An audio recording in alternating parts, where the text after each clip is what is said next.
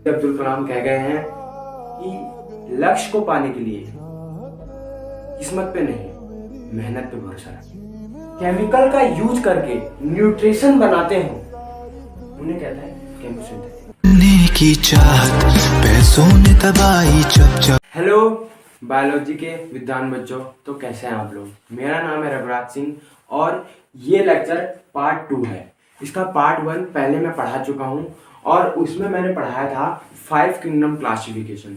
तो आज हम 5 किंगडम क्लासिफिकेशन का अगला पार्ट पढ़ेंगे, यानी अगला लेक्चर पढ़ेंगे। तो 5 किंगडम क्लासिफिकेशन के जो ऑर्गेनिजम्स होते हैं वो दो पार्टों में बटे रहते हैं, एक प्रोकैरियोटिक और एक यूकैरियोटिक।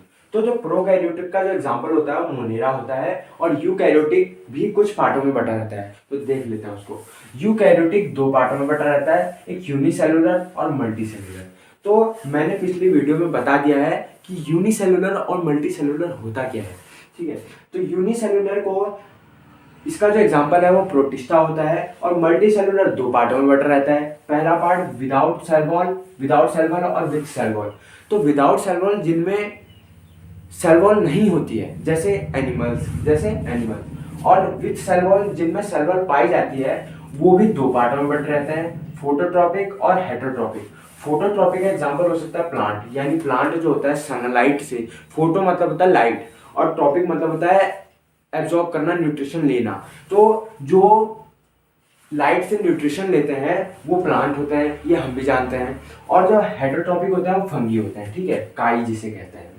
और इसका जो इन्वेंशन किया था आर एफ व्हिटेकर के द्वारा किया गया था 1969 में, ठीक है। तो ये पार्ट 2 है, इसका हम अगला पार्ट पढ़ते हैं। तो पहले हम इसको मिटा लेता हूं। तो इस टॉपिक में हम सिर्फ प्रोकैरियोटिक का एक एग्जांपल मोनेरा के बारे में पढ़ेंगे। बहुत अच्छा और बहुत लेंथी टॉपिक है। इस चीज को हम अच्छे से समझेंगे, अच्छे से पढ़ेंगे। नीट और बोर्ड के एग्जाम, और बोर्ड का एग्जाम तो केवल 11th में होता नहीं है, ये दोनों में आता है और मोस्ट इंपॉर्टेंट है। अगर आप नीट की तैयारी कर रहे हो तो नीट के लिए भी और आपके बेसिक नॉलेज के लिए भी बहुत इंपॉर्टेंट है। तो आज हम पढ़ेंगे मोनेरा। इसके बारे में, मोनेरा के बारे में। तो मोनेरा होता क्या है, ये एक बैक्टीरिया होती है। ये एक नहीं, ये बैक्टीरिया ही होता है, ये बैक्टीरिया होता है, ठीक है। और ये यूनिसेलुलर होता है, पहला पॉइंट। दूसरा पॉइंट यूनिसेलुलर, और यूनिसेलुलर के बारे में मैं अगले वीडियो में अच्छे से बता चुका हूँ, पहले वीडियो में सबसे अच्छे से बता चुका हूँ, ठीक है। यूनिसेलुलर होता है। और दूसरा प्रोकैरियोटिक होते हैं। प्रोकैरियोटिक यानी इनमें अनडिफाइंड वॉल होती है, अनडिफाइंड न्यूक्लियर मेम्ब्रेन होती है, ठीक है। यानी इसमें डिफाइंड नहीं होती है, इसलिए इसको प्रोकैरियोटिक कहा जाता है। तो हम पहले पढ़ लेते हैं कि मोनेरा जो होता है वो अपना खाना लेता कैसे है, ठीक है। यानी इसकी मोड ऑफ न्यूट्रिशन को पढ़ लेते हैं। अब हम पढ़ते हैं मोड ऑफ न्यूट्रिशन किसका, मोनेरा का। मोनेरा को हम बैक्टीरिया भी कहते हैं, ठीक है। इसलिए मैं आने वाले लेक्चर में बैक्टीरिया कहूँगा, तो ये समझ लेना मोनेरा के बारे में भी बताया जाएगा। तो हम मोड ऑफ न्यूट्रिशन पढ़ लेते हैं। Mode of nutrition, mode of nutrition, ठीक है। हम इस वीडियो में पढ़ रहे हैं मोड ऑफ न्यूट्रिशन। तो मोड ऑफ न्यूट्रिशन दो टाइप के होते हैं, ऑटोट्रॉपिक और हेटरोट्रॉपिक।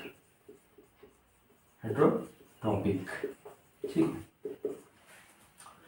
दो टाइप के होते हैं, ऑटोट्रॉपिक और हेटरोट्रॉपिक। तो ऑटोट्रॉपिक क्या होता है, जो अपना खाना स्वयं बनाता हो।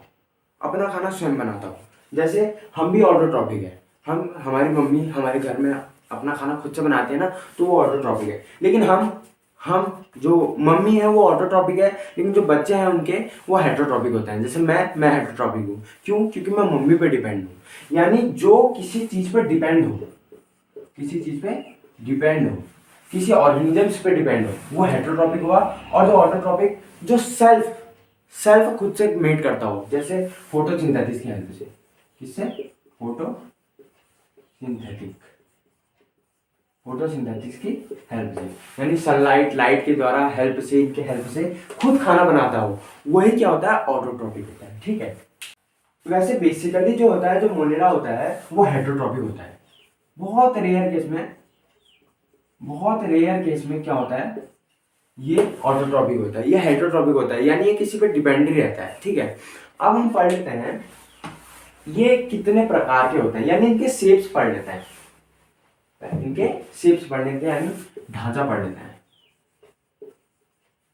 इनका ढांचा कैसा कैसा होता है। तो पहला ढांचा इसका होता है कोकाई। क्या होता है, कोकाई। कोकाई एक प्रकार का स्पेरिकल शेप का होता है,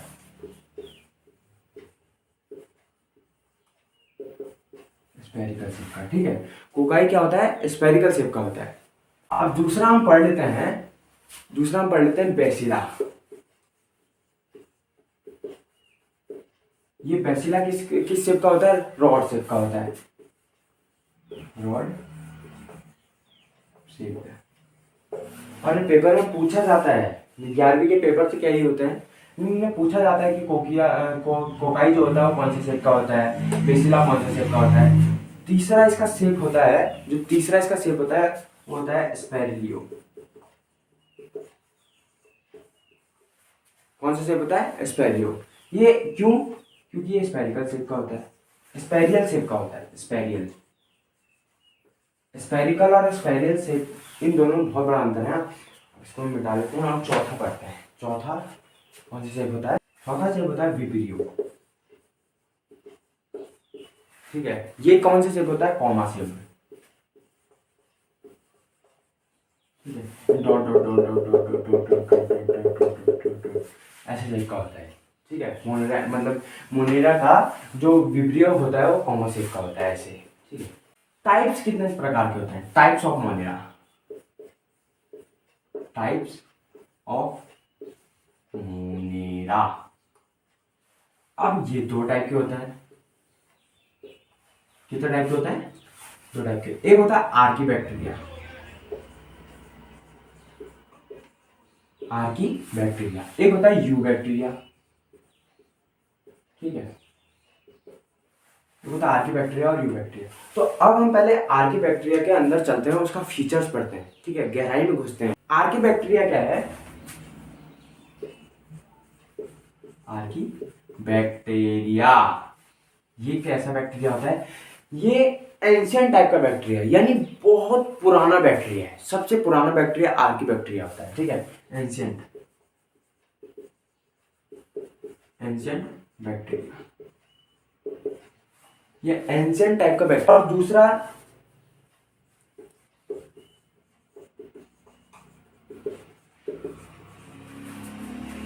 क्या होता है, प्रिमिटिव से सेल स्ट्रक्चर। ठीक है, प्रिमिटिव से मतलब होता है अनडेवलप्ड,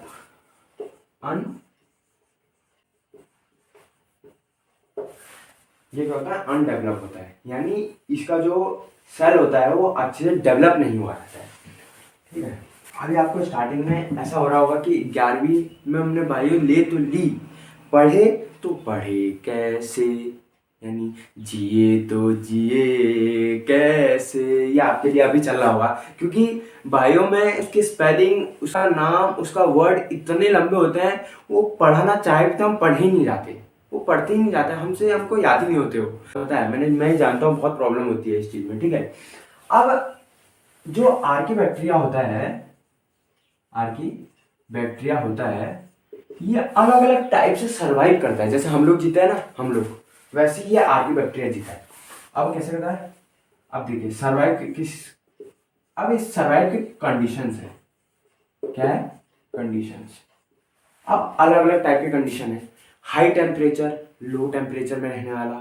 ठीक है, टेम्परेचर के हिसाब से जो ऑक्सीजन में नहीं रहता है, जो ऑक्सीजन में रहता है, अलग अलग जो सॉल्ट कंसेंट्रेशन में रहता है, यानी ज़्यादा मात्रा में, जहाँ पे नमक होगा, खारा पानी होगा, वहाँ पे ज़्यादा रहेगा। कुछ अलग अलग टाइप के होते हैं। तो ठीक है, हम आर्की बैक्टीरिया, अब क्या है, आर्की बैक्टीरिया के कंडीशंस के हिसाब से उनके टाइप्स बांट दिए गए हैं। अब यहाँ पे भी आर्की बैक्टीरिया का टाइप्स होते हैं, टाइप्स ऑफ आर्की बैक्टीरिया। ठीक है, टाइप्स ऑफ आर्किबैक्टीरिया। तो पहला टाइप होता है मेथेनोजेंस। मेथेनोजेंस अभी क्यों होता है मेथेनोजेंस, क्या नाम पड़ा, क्यों पड़ा, ये हम आगे पढ़ेंगे। हैप्लोफिलिस, थर्मो एसिडोफिलिस, ये तीन टाइप के कंडीशंस के हिसाब से इनके टाइप बांट दिए गए हैं। एक मेथोजेंस होता है, एक हैप्लोइड्स होता है, एक थर्मो एसिडोफिल्स होता है। ठीक है, अब हम पढ़ेंगे हम पढ़ते हैं मैथोजिनस। ठीक है, अब हम पढ़ते हैं मैथनोजिनस। अब मैथनोजिनस क्या होता है, हम इनके कंडीशंस पढ़ते हैं। ठीक है, कि जीते कैसे हैं। मैथनोजिनस भी एक टाइप का मोनेरा होता है, ये आर्किबैक्टीरिया का एग्जांपल है। इस चीज में कंफ्यूज नहीं होना है, हमको अंदर जितना हम समझाते जा रहे हैं उस चीज को समझते जाना और बेसिक क्लियर करते जाना है। इनका पहला पॉइंट है लीव अनएरोबिक। भाई आपने 9th में और 10th में पढ़ा होगा कि अनएरोबिक और एरोबिक होता क्या है। तो अनएरोबिक जो लैक ऑफ ऑक्सीजन, जहां पे ऑक्सीजन की कमी है, यहाँ पे जहां पे ऑक्सीजन है ही नहीं, वहां पे भी हो सकते हैं मोनेरा। ठीक है, और ठीक है एनारोबिक और एरोबिक जो होता है वो जहां पे ऑक्सीजन होते हैं वहां, लेकिन वहां पे नहीं होते, ये सिर्फ अनएरोबिक में पाए जाते हैं। लैक ऑफ ऑक्सीजन, जहां पे ऑक्सीजन लैक होती है वहां पे भी पाए जाते हैं। ये कैसे, मैसी एरिया, दलदली एरिया में भी रह सकते हैं। ठीक है, उनको ग्यूट ऑफ रूमिनेंट भी कहते हैं, जैसे लाइक काउ। अभी क्यों कहते हैं ruminant of gut of ruminant animal, क्यों कहते हैं, क्योंकि क्या होता है जो मिथेनोजेनस होता है ये क्या करता है, नाइट्रोजन का फिक्सेशन करता है। क्या करता है, इसको रूमिनेंट ऑफ एनिमल इसलिए कहा जाता है क्योंकि जो काव हो गया, बेफेलो हो गया, इनके अंदर क्या होता है 4 चैम्बर होते हैं इनके स्टोमक पे, इनके पेट में। तो उसमें से एक चैम्बर का नाम होता है रूबीन नाम होता है, एक चैम्बर का नाम रूबीन होता है। तो इसलिए इसको मिथेनोजेनस कहते हैं। ठीक है, इसलिए इसको कहते हैं रूमिनेंट ऑफ एनिमल्स, इसलिए कहते हैं। जानेंगे मिथेनोजेनस का नाम मिथेनोजेनस क्यों पड़ा, क्यों, क्योंकि ये क्या करता है, मीथेन गैस को बनाता है। ये प्लांट में, ये गोबर प्लांट में जो होता है वो मीथेन गैस का फिक्सेशन करता है, मीथेन गैस को बनाता है, इसलिए इसका नाम मिथेनोजेनस रखा है। हम पढ़ते हैं दूसरा टाइप। ये कंडीशंस थी इनकी। ठीक है, ये कंडीशन थी मिथेनोजेनस की लीव होने में, सर्वाइव होने में। हेलोफिल्स, अब हम पढ़ते हैं हेलोफिल्स। अब हेलोफिल्स की एक ही कंडीशन है, ये सॉल्ट कंसंट्रेशन में रहता है, सॉल्ट कंसंट्रेशन, ये सॉल्ट कंसंट्रेशन में रहता है, यानी ज्यादा खारे जगह पे रहता है, ज्यादा खारे जगह पे होता है।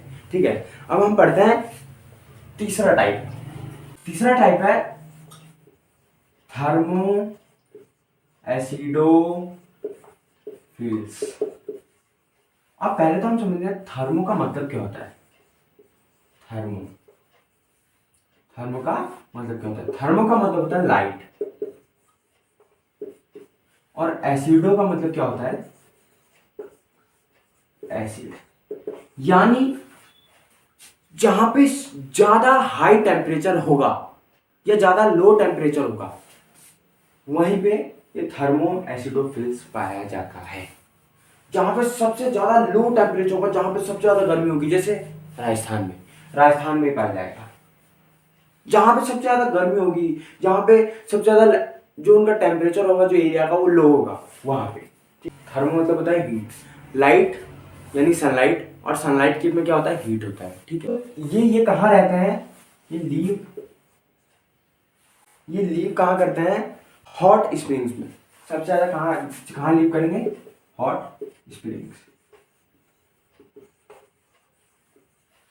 सबसे ज्यादा कहाँ लीव करेंगे, हॉट स्प्रिंग्स में लीव करेंगे। ठीक है, हमने अभी तक आर्किबैक्टीरिया पढ़ लिया, हमने आर्किबैक्टीरिया के क्या टाइप होता है, क्या होता है वो पढ़ लिया। अब हम पढ़ेंगे you bacteria. Eubacteria. You मतलब होता है ट्रू, और बैक्टीरिया का मतलब सब जानते हैं बैक्टीरिया ही होता है, ठीक है, यानी ट्रू बैक्टीरिया, ठीक है। और ये क्या होता है, आर्की बैक्टीरिया का एडवांस होता है, यानी आर्की बैक्टीरिया का बाप है ये, सीधी सी बात ये है, आर्की बैक्टीरिया का एडवांस है, एडवांस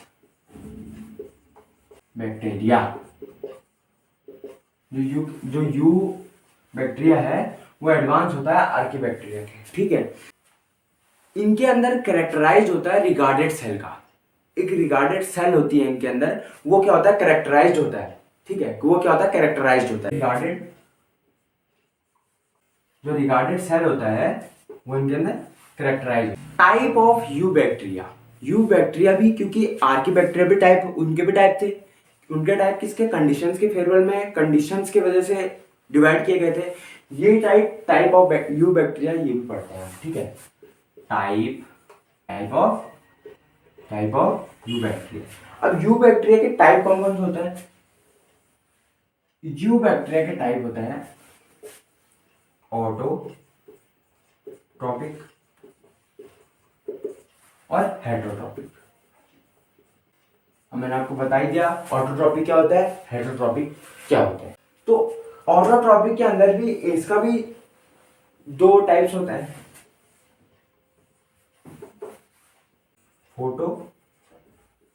एक होता है फोटोसिंथेटिक, दूसरा होता है केमोसिंथेटिक। केमो।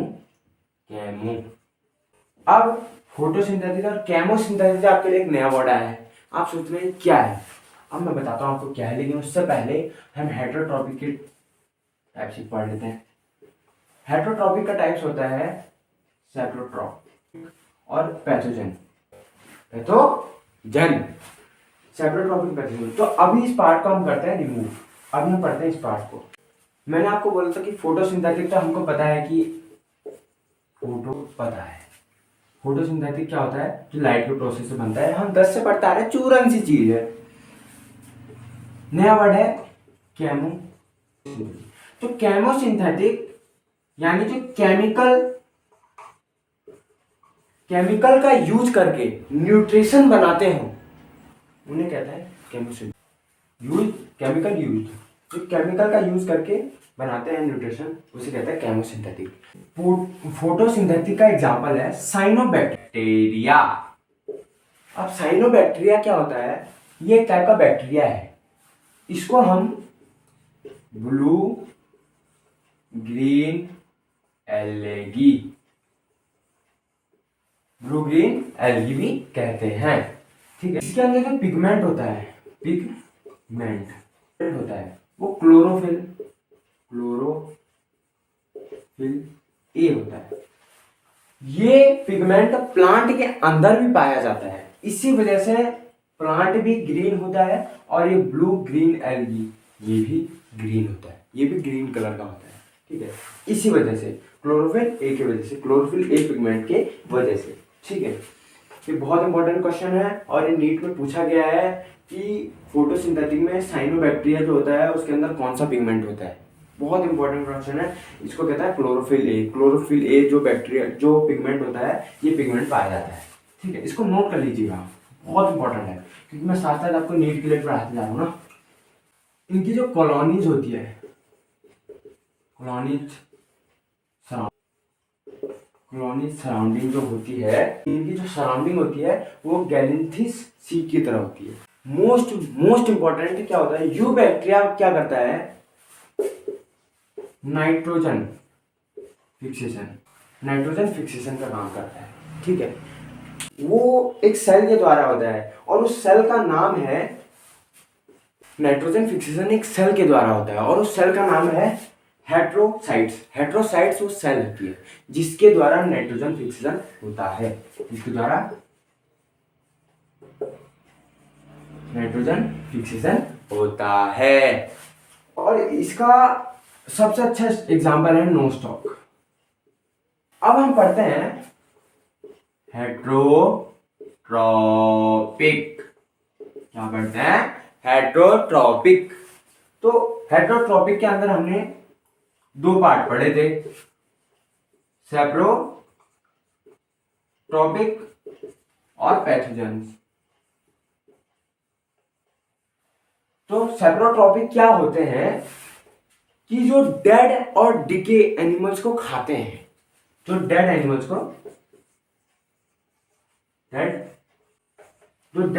को खाते हैं वो सेप्रोफिटिक होते हैं। और जो पैथोजेंस होते हैं ये डिजीज फैलाने का काम करते हैं, ये डिजीज फैलाते हैं, ये सिर्फ डिजीज फैलाने का काम करते हैं। हेटरोट्रॉपिक यू बैक्टीरिया के कुछ सिग्निफिकेंट है, कुछ फायदे हैं जो ह्यूमंस के लिए हैं। वो क्या है अब देखते हैं। यू बैक्टीरिया के सिग्निफिकेंट, यू बैक्टीरिया का सिग्निफिकेंट यानी प्रॉफिट क्या है, किसके लिए, फॉर ह्यूमंस, फॉर ह्यूमंस के लिए। तो पहला जो फायदा है वो क्या है, चूरन सी चीज है, 10 में हमने पढ़ी भी है, कर्ड टू मिल्क, यानी जो दूध को दही में चेंज करता है वो कौन सा बैक्टीरिया होता है, यू बैक्टीरिया होता है, ठीक है। और नाम एनसीईआरटी में दिया नहीं गया, वैसे कौन सा बैक्टीरिया होता है, लैक्टोबैसिलस बैक्टीरिया होता है जो दूध से दही में चेंज करता है। ये हमने पढ़ा है, 10 में हमने पढ़ाई है, 10 पास कभी बहुत अच्छे परसेंटेज आए हैं, हमने पढ़ाई है। जो दूसरा होता है, जब हम कभी बीमार पड़ते हैं फिर उसमें हम जो दवाई लेते हैं, एंटीबायोटिक्स लेते हैं, वो एंटीबायोटिक्स में काम करता है, ठीक है। प्रोडक्शन एंटीबायोटिक्स में ये काम करता है, ठीक। फिक्सेशन करता है किसमें, प्लांट की रूट में। अब फिक्सेशन करता तो करता किस चीज की है, वो करता है नाइट्रोजन की, ठीक है। किस चीज की, नाइट्रोजन की फिक्सेशन करता है। और कौन सी रूट में करता है, लेग्यूम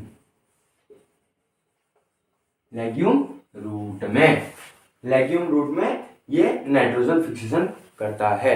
ये इसके प्रॉफिट है। अब ये तो हम भी जानते हैं किसी चीज की जब कोई प्रॉफिट होती है तो उसके नुकसान भी होते हैं, तो हम इसके अब नुकसान पढ़ लेते हैं। पैथोजेंस, अब वो पैथोजेंस में मैंने आपसे बोला डिजीज के काम करते हैं। अब वो डिजीज होते कौन कौन से हैं वो देख लेते हैं थोड़ा सा। कॉलेरा, टाइफॉइड, मेरे को तो हुआ है टाइफॉइड, आपको भी हुआ है तो कमेंट करके आप बताइएगा हुआ है नहीं हुआ है। मेरे को तो बहुत गंदा बुखार, बहुत गंदी सर्दी, बहुत गंदा टाइफॉइड हुआ है, बताना आप कमेंट करके।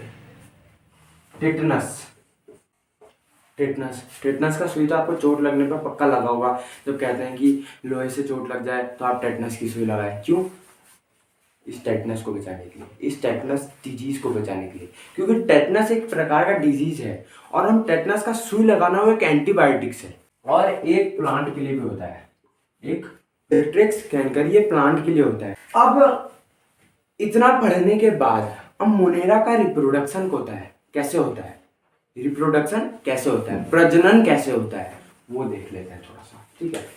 तो भाई जो मैंने आपको डिजीज बताया ना, वही जो है यू बैक्टीरिया के फॉल्ट है, ठीक है। अब हम पढ़ते हैं रिप्रोडक्शन।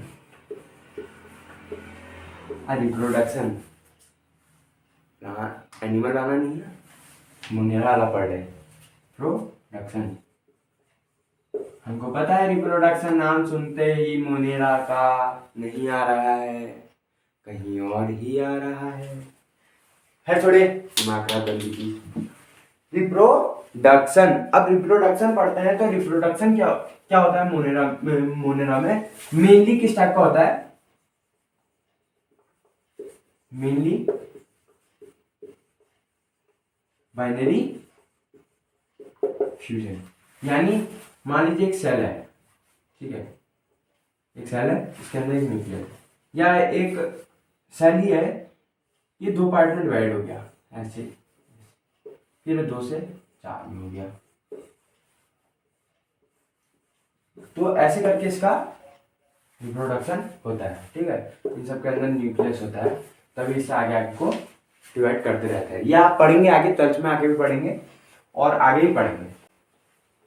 एक होता है बाइनरी फिजन, दूसरा होता है अनफेवरेबल कंडीशन। यानी जब कंडीशन इन मोनेरा के हाथ में नहीं होती है तब क्या करते हैं, स्पोर्स प्रोड्यूस करते हैं।